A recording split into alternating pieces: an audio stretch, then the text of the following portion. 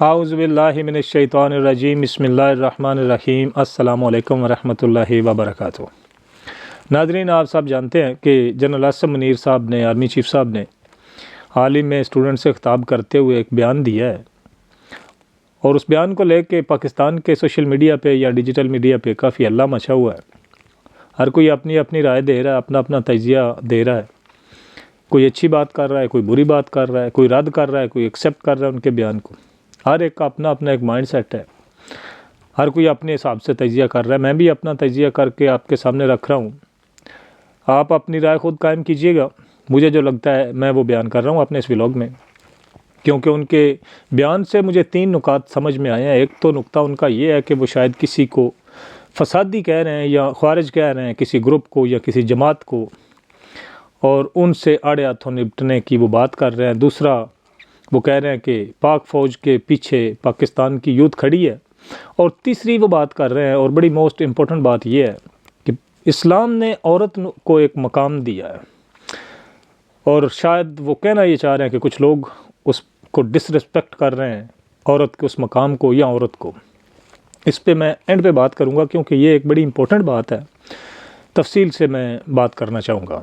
लेकिन सबसे पहले मैं बात करूँगा, आर्मी चीफ़ ने जो ये बात की है ना कि पाक फ़ौज इस वक्त ख़वारिजीन से लड़ रही है या फसादियों से लड़ रही है, जंग कर रही है, और इनके हवाले से कुरान पाक की कुछ आयतें वो कोट कर रहे हैं, और वो ये कह रहे हैं कि इनको या तो कत्ल कर दिया जाए, या फिर इनको सूली पे चढ़ा दिया जाए, या इनको मुल्क से निकाल दिया जाए, या फिर इनके हाथ पांव मुखालिफ सिमतों से काट दिए जाएं। बड़ी सख्त बात है, बड़ी सख्त बात है। और जिन लोगों के ख़िलाफ़ ये बात अल्लाह ताला ने की थी, 100% वो लोग ख़वारिज थे या फिर वो इंतशारी या फसादी थे, उनके लिए ये बात अल्लाह ताला ने की थी। अब हमने आज के इस दौर में, इस ज़माने में, अपने हिसाब से ही तो फतवा नहीं लगाना होता। हमने भी तो देखना है कि सामने वाली जो जमात है जिसके ऊपर हम ये फतवा लगा रहे हैं या जिसके हवाले से ये बात हम कर रहे हैं इतनी सख्त, क्या वो वाकई इस कैटेगरी में फ़ॉल करती है, जो कैटेगरी हम उनके लिए चूज़ कर रहे हैं कि वो फसादी हैं या फिर वो ख्वारिज हैं। तो इसके लिए हमें चलना पड़ेगा थोड़ा सा पीछे, क्योंकि हमारी याददाश्त बड़ी पाकिस्तानियों की कमज़ोर है, हमें चीज़ें भूल बड़ा जल्दी जाती हैं। तो मुझे लगता है कि शायद आर्मी चीफ़ साहब को ये बात भूल चुकी है, या वो ये समझते हैं कि पाकिस्तानी कौम इस बात को भूल गई है। तो 2024 में जब 8 फरवरी का इलेक्शन हुआ था, तो हमारी भी आंखें टीवी पर गड़ी हुई थी, तो देख रहे थे कि पीटीआई के जितने भी हमायत याफ्ता कारकुनान थे वो लगभग 180 के करीब सीटों पे जीत रहे थे, पीटीआई जीत रही थी।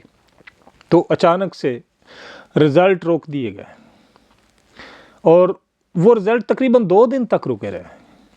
क्या आर्मी चीफ़ साहब इसका कोई जवाब दे सकते हैं कि वो रिज़ल्ट क्यों रोके गए थे, किस लिए रोके गए थे, उसकी क्या वजह थी? क्योंकि पाकिस्तान की तारीख़ में पहले तो ऐसा कभी नहीं हुआ कि रिज़ल्ट रोक दिए जाएँ और 2 दिन तक रोके रखे। क्यों रोके गए थे वो रिज़ल्ट? जिस तरह वो रिज़ल्ट हो रहे थे उसी तरह अगर वो काउंटिंग हो जाती, जो भी जमात जीतती, वो अपना इक़्तिदार करती, हुकूमत बनाती, तो आज हमें ये लगता है, मुझे ये लगता है कि शायद आज ये फसादी या ख्वारिज ना होते जिनको आप ये फतवा दे रहे हैं कि ये ख्वारिज हैं या इनके हाथ पांव काट देने चाहिए, शायद ये ना होते। तो मुझे ये लगता है कि जिस बंदे ने रिज़ल्ट रोकने का ऑर्डर दिया था, इस सारे प्रोपेगेंडे का ज़िम्मेदार वो शख्स है जिसने रिज़ल्ट रोकने का ऑर्डर दिया था।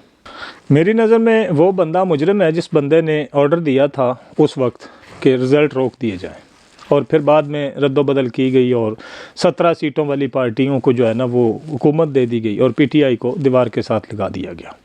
अब पीटीआई का अगर मौक़िफ़ देखें तो वो यही रौला डाल रहे हैं ना, इसी वजह से आप उनको ख्वारिज कह रहे हैं और आप उनको जनाब फसादी कह रहे हैं।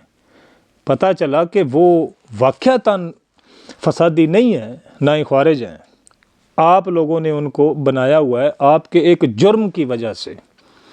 वो अगर अपना हक मांग रहे हैं तो उनको आप फसादी कहते हैं। गलत आप हैं आर्मी चीफ़ साहब, आप गलत हैं, पीटीआई गलत नहीं है। दूसरी बात आप कर रहे हैं कि इनको कत्ल कर दो, इनको जनाब निकाल दो। अगर आप निकाल देंगे तो पीछे बचेगा क्या? 1.5-2 लाख बंदे रह जाएंगे पाकिस्तान में, बाकी तो फिर सबको निकालना पड़ेगा, क्योंकि सारों ने वोट तो इमरान खान को दिया था। 8 फरवरी का इलेक्शन आप लोगों के सामने है, क्यों रोका था आपने रिज़ल्ट? यही हालत थी ना उस वक्त। या फिर अगर आप इनके हाथ पांव काटेंगे तो फिर तो सारे ही टुंडे करने पड़ेंगे। इवन कि आपकी 80% फ़ौज टुंडी हो जाएगी। जिन्होंने वोट इमरान खान को दिया सारे ही इमरान खान के चाहने वाले हैं, जिनको आप ख्वारिज कह रहे हैं या फसादी कह रहे हैं। इदारों का आपका यही हाल है, 80% लोग इमरान खान के साथ हैं। अवामुन्नास में अगर आप चले जाएं तो 80% लोग इमरान खान के साथ हैं सारे। फिर ये फसादी आप निकाल देंगे तो मुल्क तो खाली हो जाएगा। फिर आपका ये टैका किस पे आप चलाएंगे? दूसरी बात आप कर रहे हैं कि यूथ हमारे साथ खड़ी है या फ़ौज के साथ खड़ी है। कौन सी यूथ? जो आपने जेलों में भर रखी है। 10,000 पकड़ते हैं, जेल में डाल देते हैं, 20,000 पकड़ते हैं, 4,000 5,000 पकड़ के आपने जेलें भरी हुई हैं। ये वाली यूथ आपके साथ खड़ी है, या जिनके ऊपर आपने गोलियां चलाई थी वो वाली यूथ आप लोगों के साथ खड़ी हुई है? कौन सी यूथ? और तीसरी बात जो मोस्ट इम्पोर्टेंट बात है कि इस्लाम ने औरत को बड़ा दर्जा दिया है और कुछ लोग उसकी डिसरिस्पेक्ट कर रहे हैं। वाह भाई वाह, सुभान अल्लाह। अब इस बात पे हम सुभान अल्लाह ही कह सकते हैं। चीफ साहब, आपके कौल और फ़ेल में तज़ाद है। अपनी बात के मुताबिक अपने अमल को भी करें। आपको क्या औरत एक मरियम नवाज़ ही लगती है? उसी के ऊपर लोग बात कर रहे हैं ना, वो सब्ज़ रंग का सूट और आपकी वो तस्वीरें, और उसी के ऊपर मीमें बन रही हैं ना। पहले तो आप अपने आप को संभालें ना। आप इस तरह करते क्यों हैं? आपका काम क्या है उसके साथ इस तरह की तस्वीरें सोशल मीडिया पे शेयर करने का मतलब क्या है? और अगर अवाम आपकी मीमें बना रही है तो मीमें ही बना रही है ना। आपने क्या किया औरतों के साथ? यास्मीन राशिद के साथ क्या किया गया है? आलिया हमजा, सनम जवेद, दूसरी भी जितनी औरतें आपने पकड़ कर जेलों में डाली, कुछ को छोड़ा, कुछ अभी भी जेलों में है। क्या वो औरतें नहीं हैं? या उनके लिए इस्लाम में हुक्म नहीं है? सिर्फ मरियम नवाज़ के लिए हुक्म है, या जरदारी की बेटियों के लिए ही हुक्म है? या यही आपकी नज़र में औरतें हैं, तकद्दस वाली या मुकद्दस औरतें? दूसरी औरतें नहीं समझते आप लोग?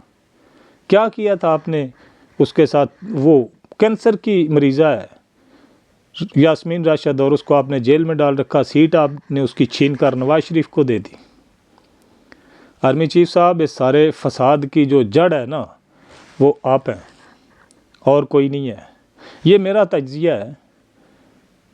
बाकी वीडियो सुनने वाले अपनी राय खुद कायम करें। हर बंदा आज समझदार है। हर बंदे के सामने सोशल मीडिया और डिजिटल मीडिया भरा पड़ा है। सारी चीज़ें ओपन हैं। सारे जितने भी ये हैं हमारे इदारे और हमारे ये फ़ौजी या जितने भी, सब के कपड़े उतरे हुए, हर कोई देख रहा है।